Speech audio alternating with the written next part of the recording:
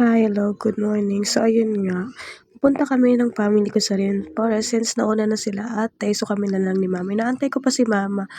Ayan, papunta na kami, pasakay na kami ng tricycle, diba?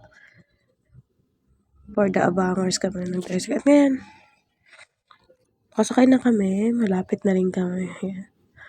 Ayan, nakasakay na kami sa tricycle.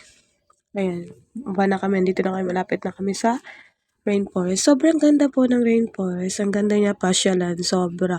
Kaso sobrang daming tao. Mag-swimming sana kami kaso na-cut off sa sobrang dami eh.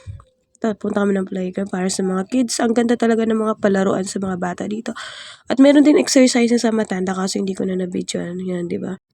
Tapos habang naglalaro yung pamangkin ko, ayan, may nakilala yung pamangkin ko, sobrang puti niya, ang cute niya rin. Gustong-gusto niya kargahin si Naomi. Kaso ayaw na ni Naomi. Kasi muntik na sila matumba kanina. Ayan, sobrang cute nila. Ay, diba? Gustong-gusto niya kargahin.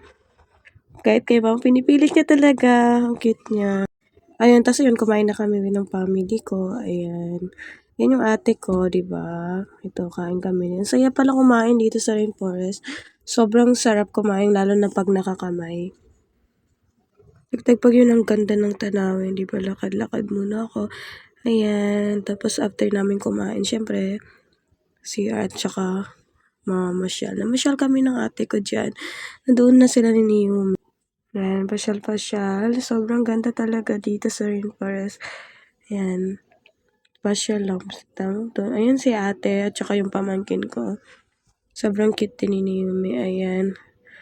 Diba, parang konti na lang yung mga animals dito. Ang ganda, diba? Ang sarap talaga kapag ganito yung paligid. Sobrang maaliwala. Sarap lang sa pakiramdam. Ito yung masarap pasyalan, diba, guys? So, napansin nyo, wala na yung monkey dito. Dati, lagi kong tinitingnan yung monkey. Pero ito na yung monkey, charis. Ako pala to, sorry. Ayan, diba? Ang ganda. Sobrang ganda talaga. Napaka-green.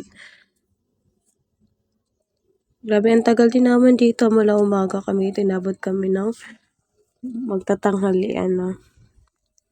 Sobrang napasarap talaga yung tambay mo. Parang kung gusto ko na lang tumambay sa ganitong place na lang talaga. At yan, pumunta kami sa dun sa parang fishman, may mga isda. Sobrang, tas di ba bro,